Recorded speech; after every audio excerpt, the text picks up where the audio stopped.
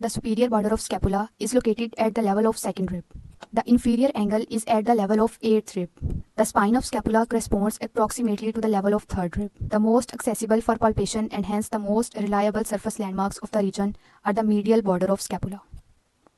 It's the inferior angle.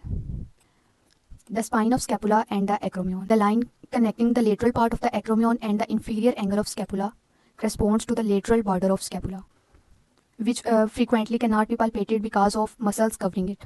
Limits. The superior is the line drawn from the acromioclavicular articulation perpendicular to the vertebral column. The medial. Along the medial border of scapula up and down to the cross with the superior and inferior limits. The lateral limit. From the lateral end of the acromion vertically down to the inferior limit of the region. Projections. Projections of the main neurovascular structures of the region.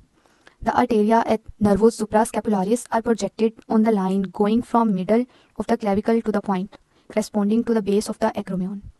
The limit between the lateral and middle thirds of the spine of scapula.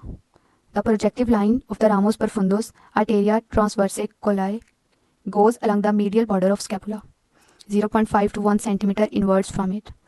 The place where arteria circumflexa scapulae enters the infraspinous compartment is projected upon the middle of the projection of the lateral border of scapula. Now we are talking about the layers of regio scapularis. First, the skin. The skin is thick and slightly movable. It is difficult to take it in a fold. Sometimes in men, the skin is covered with the hairs. The subcutaneous adipose tissue has one layer. It is dense and cellular because of the connective septa, which go from skin into the duct to the proper fascia.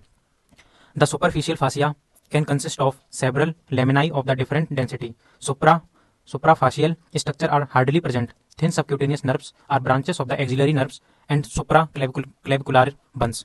The proper fascia of the superficial muscles of the regions. Musculus trapezius, musculus deltoideus, musculus latissimus dorsi forms capsules for them. The fascia supraspinata et fascia infraspinata are the proper fasciae of the deep muscles of the scapula, taking their origin from its posterior surface. These fascia are dense and have an aponeurotic structure. As a result of their attachment to the borders of scapula and spine, here are formed two osteofibrous compartments. The supraspinatus and the infraspinate are the supraspinate arteria, vena, et nervus suprascapularis. Topography of supra and infraspinous compartment of scapula. The supraspinous compartment corresponds to the fossa supraspinata of the scapula.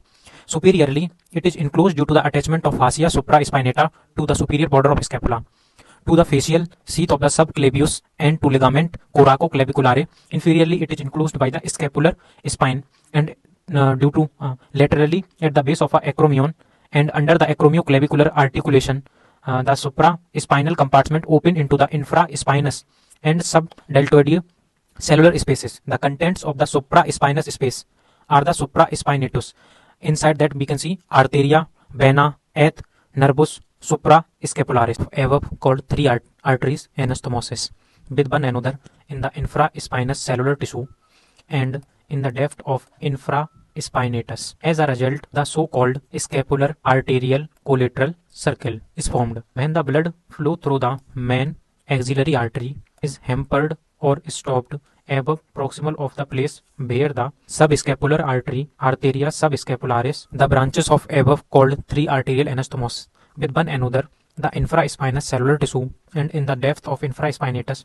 As a result, the so-called scapular arterial collateral circle is formed. When the blood flow through the main axillary artery is hampered or stopped above proximal of is where the subscapular artery, arteria subscapularis, branch off from the axillary artery. Due to the anastomosis of scapular circle, blood circulation of all the upper limb can be preserved. From the angle of scapula, from the lower half of its lateral border and from the infraspinous fascia, the teres major arises.